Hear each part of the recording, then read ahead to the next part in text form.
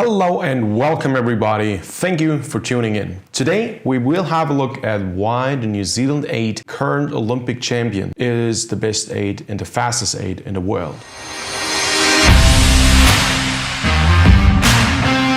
I was fortunate enough to find some training footage. Thanks to her coach Tony O'Connor, who is an Irishman. There's a lot of training footage on YouTube. What I'm going to do right now is have a look at the best videos I found and talk about what makes this 8 super special.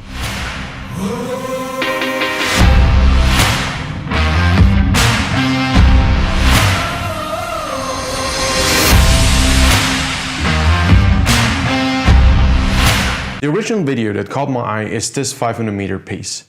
And the way they start the race, that was the first thing that interested me, is spectacular. That's start stroke number 1. Look how slow and composed. They take forever to even think about the second stroke. They collect the first stroke and then, once more, check out the finish. Hold, stabilize. Next one, no hurry, no stress. That's the most important message. Now for all you beginners out there, rowing is not about trying to be extra long at the catch. It's not about trying to be extra long at the finish. It's not about trying to be extra fast and quick at the start of a race. It's about getting into your game. And if there's one nation in general that has perfection at the art of that, it's New Zealand, definitely. I'm not trying to be a fanboy in this video. I'm trying to pick out, there are a couple things I don't like, but there are so many good things I just want to point out. And one of the greatest things is that start of a race. They are now almost up to 40, that's now 42, 43 strokes a minute, if I counted correctly with my stopwatch. And the way they get into the game is spectacular. Let's recap this once more. I can't look enough at that. The first finish, now, everybody's taking time to really, it's like catching the finish. It's like pulling to a very specific point of height, making sure the blades come out of the water extra cleanly. What I see with a lot of beginner crews is they do, they work. No, we will check out some training footage later on. But the way they collect the finish and say, what? And they take their time. I mean, this is the start of a race. It's the start of a 500-meter piece. It's not like they're taking it easy. Take their time now, all the time in the world. Second, third, four, five, race pace. That's the stroke rate. And now gradually, as the boat is getting momentum, they are responding with faster recoveries. And now and that's what's looking so spectacular about this 8.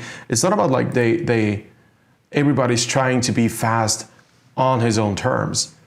They move as a team. They move as a collective unit.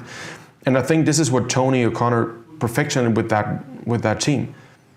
There are a couple of things like body positions and hip angles and so that I found not to be perfect. And we have to be realistic. Not everything about this 8 is going to be perfect. But apparently, whatever they did, it was so good that this 8 is the fastest 8 in the world as of 2021. There is not one 8 faster, otherwise we would have seen it at the Olympics. Maybe some university crew, I doubt it. Seriously, I doubt it. Nobody's trying to be extra long at the catch. See how little shoulder motion we have? Look across the entire boat. Very, very little shoulder motion. Almost none. At the finish, how much shoulder rotation do we see? Almost none. The question is, how do they get the blades in and out of the water? Some of them rotate around the hip. You will see this later on. This is not effective in my humble opinion, but I'm certainly not here to judge. So I don't want to sit here and say, this is not good. But on the other hand side, just because a boat is Olympic champion, it doesn't mean everything is perfect and we should imitate every single thing. So what I'm trying to point out are the very, very good things they do. Once more, shoulder stability. Enormous shoulder stability. And I'm going to show you some training footage right now where you see how to work on that.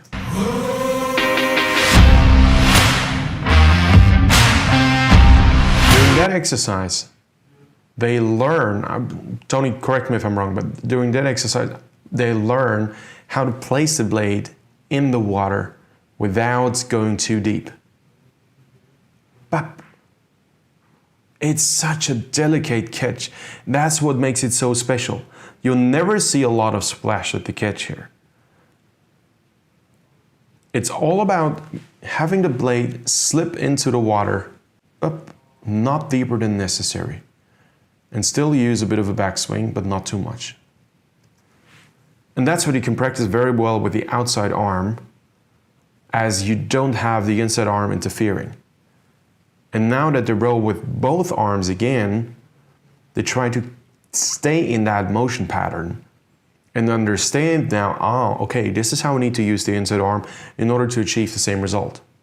And that, if you have an entire 8 doing this, this is very, very smooth.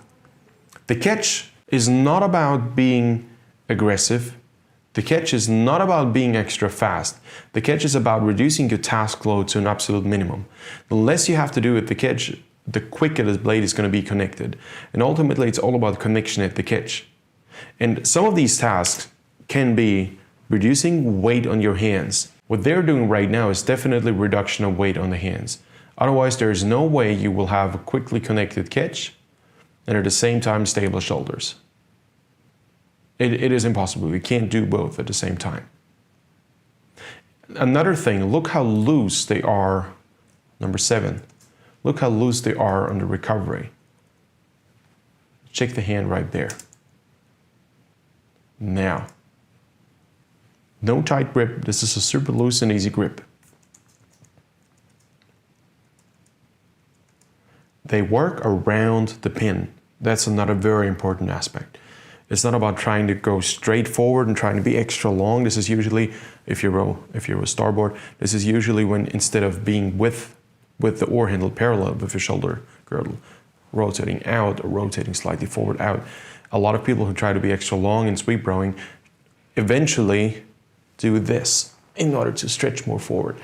And you don't see this here. They don't try to be extra long. Wherever they are, they are. Another thing I admire a lot is the finish posture, the connection. So the abs connected with the foot stretchers.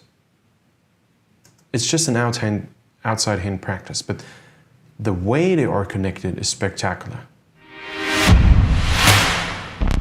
That's another piece of footage I wanted to show you. You usually get the handwriting of a team when you look at their steady state rowing, and there's not a lot of footage of steady state rowing out there when it comes to high performance teams. The way they catch and the pause they have at the finish to collect the boat is outstanding. It gives the boat a lot of rhythm, and especially in sweep rowing, it's essential to set the boat up and understand how to set up the boat. It is not like you can't change things every second stroke. That's for you beginners out there. It's about pulling to the same level every single finish. And if you change something, you want to keep that adaptation for at least 30 strokes so that everybody else can adapt, because it's going to offset the boat momentarily, even though it may be a good change that you're doing. And that relaxation at the finish is I'm losing my words here right now, because this is something we don't see very often. Just look at his hands right there. That's relaxation. It's body connection, so they're not slumped over. That's full body connection. Another interesting aspect is that Tony O'Connor moved everybody around in the boat quite frequently during training to find the best combination. And somebody commented on some of Tony's videos, and I'm going to link his channel. It is a very, very interesting channel for everybody who wants to be really, really good in rowing. Tony answered on one of the comments himself and said, yeah, he wanted to find the best combination. And somebody else commented, it really doesn't matter in which combination you look at these guys, they always look great. It's like they had to win in every possible combination. The Olympic gold also is the result of being left alone, not having a long season, and kind of being the outsider. I think that's a very important aspect of that. It's probably a mental aspect. And another thing is that if you're left to prepare and you have a long uninterrupted preparation, I know they had to do a final qualification regatta, but that If I'm not completely mistaken, I think that was about the only main interruption they had. There was no World Cup season. They didn't have to travel across Europe to do World Cups, da, da, da, da. It was the final qualification regatta, and then it was the Olympics. So correct me if I'm wrong, but I think that's about the schedule they had. And if you just look at that, light pedaling, it's a different setup now. They even had tandem rigs where they tried out, tandem is when you have 2 guys on both sides and 2 guys on stroke side. So you have same sides right behind each other. It doesn't need to be stroke side, both sides, stroke side, both sides all the time. The general understanding of how to move the boat and when to accelerate was always there. No matter which footage I checked, there was always the understanding of how to move the boat simultaneously. Now, as a coach, there are a couple of things you want to synchronize first. In my humble opinion, the first thing you want to synchronize is the finish. You can start with the blade work or with body work. I prefer to do body work first and then blade work.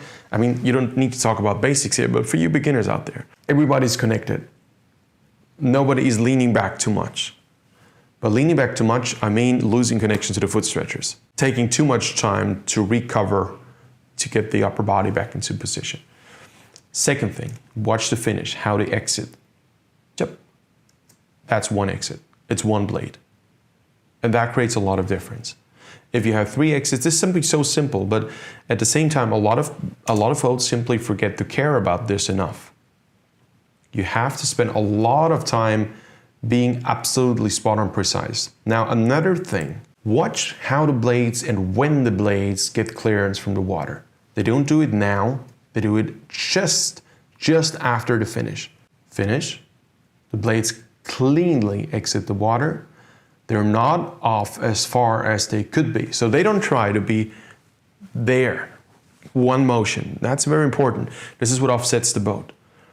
They exited cleanly. Let's go back a couple of frames. Clean exit, stabilize the boat, catch the finish, and now to get clearance. Look at that. Exit up, or exit hands down and then forward. That timing across the entire boat, no matter where they sit, is what makes or breaks an 8, especially in sweep rowing. Look at this. Exit up. Exit up. Exit. This may, if you're a super pro and you're already a seasoned rower, this may for you be like, yeah, obvious. It's of course, it is not that obvious. I've rowed in 8s myself quite a long time, and it is not common knowledge across the entire boat usually. It takes a coxswain to remind everybody, but it also takes discipline to want to have it that way. Exit up. And that's what's creating that fluidity, because nobody's worried about catching a crab. I read in one of the comments somebody caught a crab actually. It also happens in these boats. I think they crashed a rigger, somebody fell out of the boat because of a crab they caught. That happens. But that fluidity comes from not doing excessive motion. If you are a beginner and you want to row this way, what are the things you need to worry about? What are the things you need to work on? First thing, finish, set up the body. When you lean back, make sure shoulder girdle is parallel to the inboard. The outside hand should be, elbow hand should be about same position. When you lead out, take your time, A, to get the blade out of the water, and B, to get clearance right afterwards simultaneously across the entire boat. You don't need a metronome. You don't need somebody telling you. You should understand the timing and feel that across the entire boat. And that understanding of timing comes A, with kilometers. Now I understand that some of these sessions were up to 40, 48 kilometers. That's the entire tour of Lake Carapira. They were long, very long sessions. On the other hand side, you got to consider that this 8 is a very fast moving boat. So 40 kilometers in that 8 is not the same as 40 kilometers in a single. If you move forward, don't try to reach out to be extra long. And this is something I see with many novice coaches. They try to get their people to be extra long because they perceive length to be the most important thing. Of course, length is very important. But at the same time, sitting comfortably, quote unquote, so that you can repeat that motion consistently is more important than individual length. Your capacity to repeat a certain motion over and over and over and over again until you can work on fine, elaborate details is the key to build a reliably functioning sweep boat or even sculling boat. By the way, I like the house in the background here. Now, of course, you need hip mobility, you need flexibility, you need full range of motion capacity of your muscles. That's all given. So it takes personal physique or fitness to be able to do this. And of course, they all have it. What they understand, that's the case across the entire boat. They start to get a bit of upper body swing simultaneously. And that creates a synchronized effect on the boat. And therefore, accelerating that boat becomes what is perceived to be effortless. So essentially, they synced up the force curves. If you want to learn more about force curves, stay tuned. I'm going to bring out another video, possibly on the Biorower channel. So if you haven't subscribed there, hop over to the Biorower channel, subscribe it. I'm going to bring out a video what force curves are and what they actually mean. And I think what this aid has perfected is the way to accelerate the boat with their upper body. A long leg drive mass, catch the finish. And I intentionally call it catch the finish because a lot of people don't control the finish enough. It's very controlled. At the same time, what appears to be loose is that not every possibly available muscle is being engaged when not needed. Towards the catch, it's loose and light hands. And the light hands allow you to place the blade in a very controlled manner because there's not a lot of body weight resting on your oar handles. That's another very important parameter. Tony, I'm so thankful that you put out this footage because if I were a college rower, high school rower, master's rower in an 8 right now, that 8 would become, I don't want to say my Bible or my standard, but it would become something I would try to accustom to in terms of just grasping the rhythm, grasping the looseness, and understanding of, okay, this is how you move a boat in steady state. There's a drive phase followed by actual true recovery phase. Understanding how little effort it takes, the discipline in the repetitiveness of motions.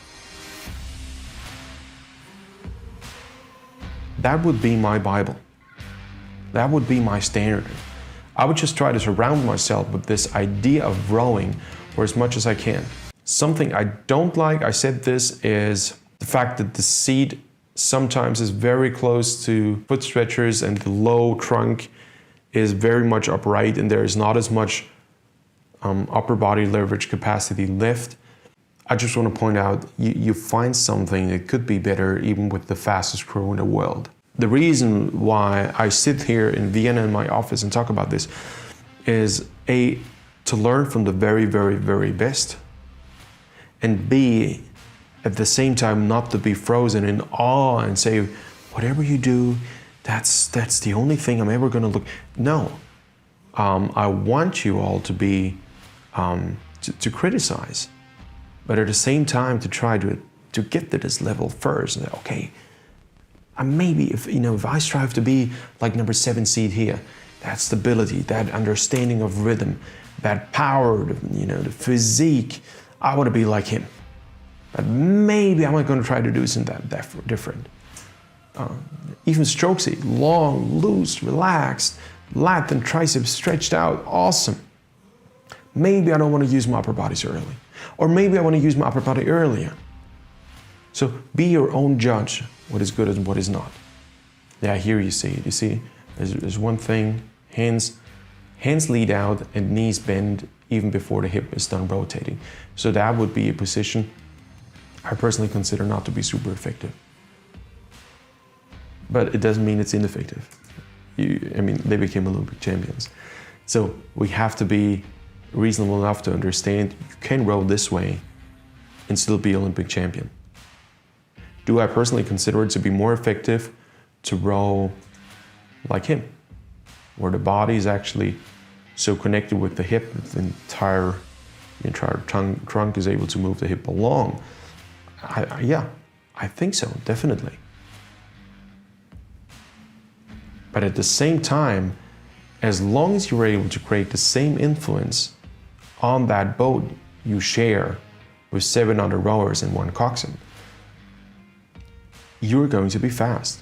And I think this is one of the reasons why this New Zealand 8 became Olympic champion. Their synchronicity in moving the boat, as well as the joint influence they have on the boat, is so good, along with their fluidity of motion, and because the force curves are synced up so well,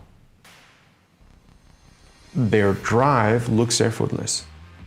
It is not effortless. There is a huge amount of work behind that. But it looks effortless because there's no unnecessary motion involved. And this is why you can go stroke rate 43, and that video is 1 minute and 27 seconds long overall, and that covers a 500-meter piece, the entire video. That was very, very, very quick. Okay, ladies and gents, that's about it. There's so much more to talk about, but I want you to hop over to Tony O'Connor's channel. I'm gonna link it in the description below. Tony, thank you once more for allowing me to use your footage. And study all the training footage you can find and try to model that.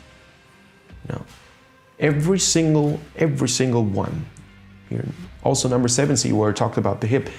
Their rowing style is so fluid. They have such a comprehensive understanding of how to move that boat together.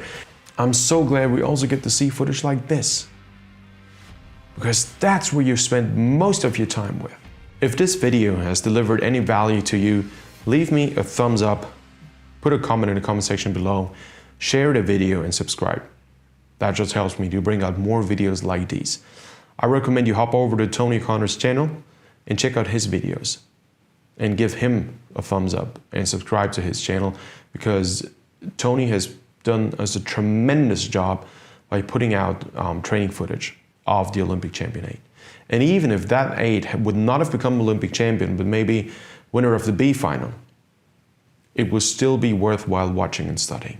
With this being said, thank you so much for your time for watching this video. I wish you all the best, and I'm very much looking forward to see you in the next video. Bye-bye.